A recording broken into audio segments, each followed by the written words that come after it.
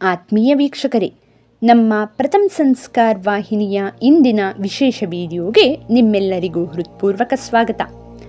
ಇಂದಿನ ನಮ್ಮ ಈ ವಿಡಿಯೋದಲ್ಲಿ ವಾಮನ ಜಯಂತಿ ಅಥವಾ ಓಣಂ ಹೆಸರಿನಲ್ಲಿ ದೇಶದ ಹಲವು ಭಾಗಗಳಲ್ಲಿ ಆಚರಿಸಲ್ಪಡುವ ಒಂದು ವಿಶೇಷ ಆಚರಣೆಯ ಬಗ್ಗೆ ತಿಳಿದುಕೊಳ್ಳೋಣ ಮತ್ತು ಅದರೊಟ್ಟಿಗೆ ಈ ಆಚರಣೆಯ ಹಿಂದಿರುವ ಕೆಲವು ಗೊಂದಲಗಳನ್ನು ನಿವಾರಿಸುವ ಜೊತೆಗೆ ತಪ್ಪು ತಿಳುವಳಿಕೆಗಳನ್ನು ದೂರ ಮಾಡೋಣ. ಮೊದಲಿಗೆ ವಾಮನ ಜಯಂತಿ ಹಾಗೂ ಓಣಂ ನಡುವೆ ಸಂಬಂಧವಿದೆಯೇ ಎಂಬ ಪ್ರಶ್ನೆ ಕೆಲವರಲ್ಲಿ ಇತ್ತೀಚೆಗೆ ಮೂಡುತ್ತಿದೆ. ಇದಕ್ಕೆ ಕಾರಣ ಕೆಲವು ಜಾತ್ಯತೀತರು ಅಥವಾ ಹಿಂದೂ ಸಮಾಜವನ್ನು ಒಡೆಯ ಬಯಸುವವರು ಓಣಂ ಹಬ್ಬವನ್ನು ಸುಗ್ಗಿ ಹಬ್ಬ ಅಥವಾ ಹಾರ್ವೆಸ್ಟ್ ಫೆಸ್ಟಿವಲ್ ಎನ್ನುವ ರೀತಿ ಬಿಂಬಿಸುತ್ತಿದ್ದಾರೆ. ಓಣಂ ಒಂದು ಜಾತ್ಯತೀತ ಆಚರಣೆ. ಅದೊಂದು ಸುಗ್ಗಿ ಹಬ್ಬ ಅಥವಾ ಹಾರ್ವೆಸ್ಟ್ ಫೆಸ್ಟಿವಲ್ ಎನ್ನುವ ಮೂಲಕ ಸನಾತನ ಹಿಂದೂ ಧರ್ಮದೊಂದಿಗೆ ಬೆಸೆದುಕೊಂಡಿರುವ ಈ ಮಹತ್ವದ ಆಚರಣೆಯನ್ನು ಅರ್ಥಹೀನವಾಗಿಸುವ ಹುನ್ನಾರ ನಡೆಸುತ್ತಿದ್ದಾರೆ. ಇಂತಹ ಪ್ರಯತ್ನಗಳಿಗೆ ನಾವು ದಿಟ್ಟ ಉತ್ತರ ನೀಡಬೇಕು ಎಂದರೆ ನಮ್ಮ ಸಂಸ್ಕೃತಿ ಮತ್ತು ಇತಿಹಾಸದ ಅರಿವು ನಮಗೆ ಖಂಡಿತ ಇರಬೇಕು. ಹಾಗಾಗಿ ಈ ವಿಡಿಯೋದಲ್ಲಿ ನಾವು ವಾಮನ ಜಯಂತಿ ಅಥವಾ ಓಣಂ ಆಚರಣೆಯ ಬಗ್ಗೆ ಸಂಪೂರ್ಣ ಮಾಹಿತಿ ನೀಡಲಿದ್ದೇವೆ. ತಪ್ಪದೇ ವಿಡಿಯೋವನ್ನು ಕೊನೆವರೆಗೂ ನೋಡಿ ಮತ್ತು ಹೆಚ್ಚು ಜನರೊಂದಿಗೆ ಶೇರ್ ಮಾಡಿ. ಯದಾ ಯದಾ ಹಿ ಧರ್ಮಸ್ಯ ಗ್ಲಾನಿರ್ಭವತಿ ಭಾರತ ಅಭ್ಯುತ್ಥಾನಂ ಅಧರ್ಮಸ್ಯ ತದಾತ್ಮಾನಂ ಸೃಜಾಮ್ಯಹಂ ಪರಿತ್ರಾಣಾಯ ಸಾಧೂನಾಂ ವಿನಾಶಾಯ ಚ ದುಷ್ಕೃತಾಂ ಧರ್ಮ ಸಂಸ್ಥಾಪನಾರ್ಥಾಯ ಸಂಭವಾಮಿ ಯುಗೆ ಯುಗೆ.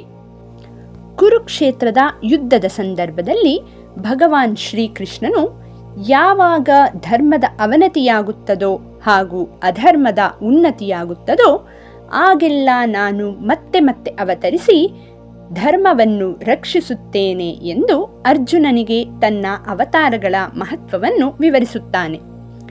ಅದರಂತೆ ಮಹಾವಿಷ್ಣುವಿನ 5ನೇ ಅವತಾರವೇ ವಾಮನ ಅವತಾರ. ನರಸಿಂಹ ಅವತಾರದಲ್ಲಿ ಹಿರಣ್ಯಕಶ್ಯಪುವಿನ ಸಂಹಾರ ಮಾಡಿದ ಮೇಲೆ ಅವನ ಮರಿಮಗ ಹಾಗೂ ಪ್ರಹ್ಲಾದನ ಮೊಮ್ಮಗ ಅಥವಾ ವಿರೋಚನನ ಮಗನೇ ಬಲಿಚಕ್ರವರ್ತಿ. ಭೂಮಿಯ ಮೇಲೆ ಬಲಿಚಕ್ರವರ್ತಿಯ ಉಪಟಳ ಹೆಚ್ಚಾದಾಗ ಅವನನ್ನು ಸಂಹರಿಸಲು ಸಾಕ್ಷಾತ್ ಮಹಾವಿಷ್ಣುವು ವಾಮನ ಅವತಾರದಲ್ಲಿ ಜನಿಸುತ್ತಾನೆ. ಕಶ್ಯಪ ಮುನಿ ಮತ್ತು ತಾಯಿ ಅದಿತಿಯ ಮಗನಾಗಿ ಜನಿಸಿದ ಕುಬ್ಜ ದೇಹದ ವಾಮನ ಬಲಿಚಕ್ರವರ್ತಿಯು ಯಾಗ ಮಾಡುತ್ತಿದ್ದ ಸ್ಥಳಕ್ಕೆ ಆಗಮಿಸುತ್ತಾನೆ.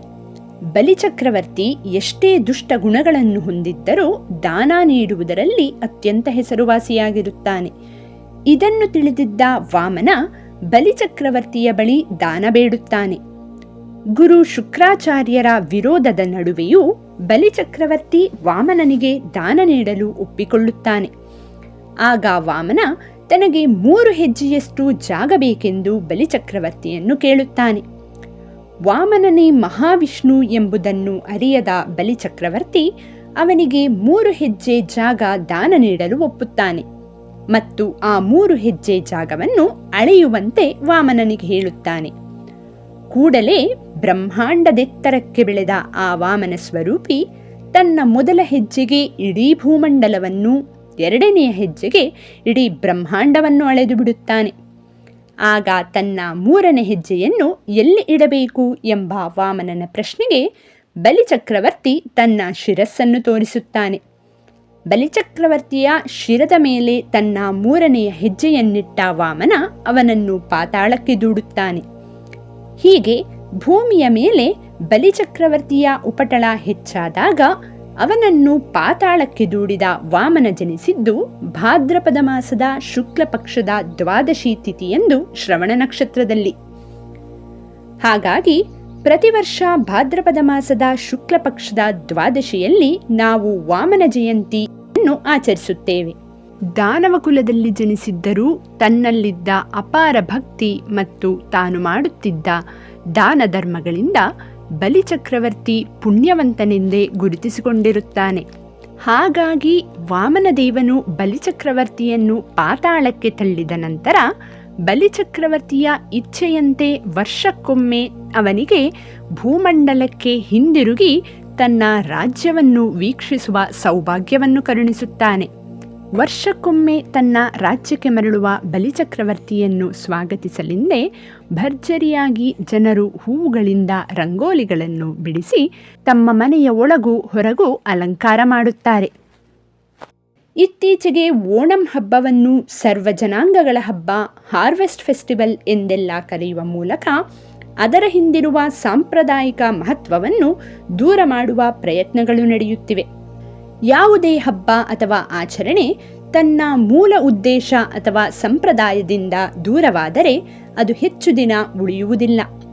ಇದನ್ನು ಅರ್ಥ ಮಾಡಿಕೊಂಡಿರುವ ಹಿಂದೂ ವಿರೋಧಿಗಳು ಒಂದೊಂದಾಗಿ ನಮ್ಮ ಹಬ್ಬಗಳನ್ನು ಮತ್ತು ಅವುಗಳ ಹಿಂದಿರುವ ಇತಿಹಾಸವನ್ನು ಅಳಿಸುವ ಪ್ರಯತ್ನ ನಡೆಸುತ್ತಿದ್ದಾರೆ.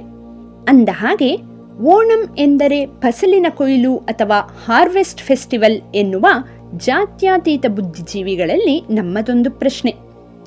ಓಣಂ ಆಚರಣೆ ಭಾದ್ರಪದ ಮಾಸ ಅಂದರೆ ಮಳೆಗಾಲ ಅಥವಾ ಮಾನ್ಸೂನ್ ಸೀಸನ್ನಲ್ಲಿ ಬರುತ್ತದೆ.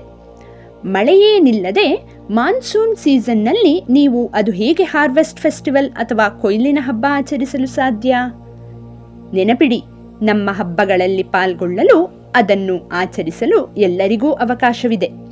ಆದರೆ ಅವುಗಳ ಇತಿಹಾಸವನ್ನು ತಿರುಚುವ ಮತ್ತು ಆಚರಣೆಯ ಹಿಂದಿನ ಮೂಲ ಉದ್ದೇಶವನ್ನು ಅಳಿಸಿ ಅದಕ್ಕೆ ಹೊಸ ರೂಪ ನೀಡುವ ಪ್ರಯತ್ನವನ್ನು ಯಾರು ಮಾಡಿದರೂ ಅದು ತಪ್ಪೆ.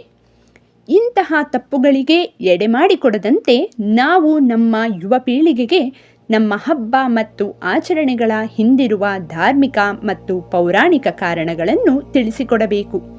ನಮ್ಮ ಸಂಸ್ಕೃತಿ ಮತ್ತು ಆಚರಣೆಯನ್ನು ಹೆಮ್ಮೆಯಿಂದ ಮುನ್ನಡೆಸಬೇಕು. ಸನಾತನ ಹಿಂದೂ ಧರ್ಮ ಮತ್ತು ಸನಾತನ ಭಾರತದ ಬಗೆಗಿನ ಇಂತಹ ಮಾಹಿತಿಗಳನ್ನು ಯುವ ಪೀಳಿಗೆಗೆ ತಲುಪಿಸುವುದೇ ನಮ್ಮ ಉದ್ದೇಶ.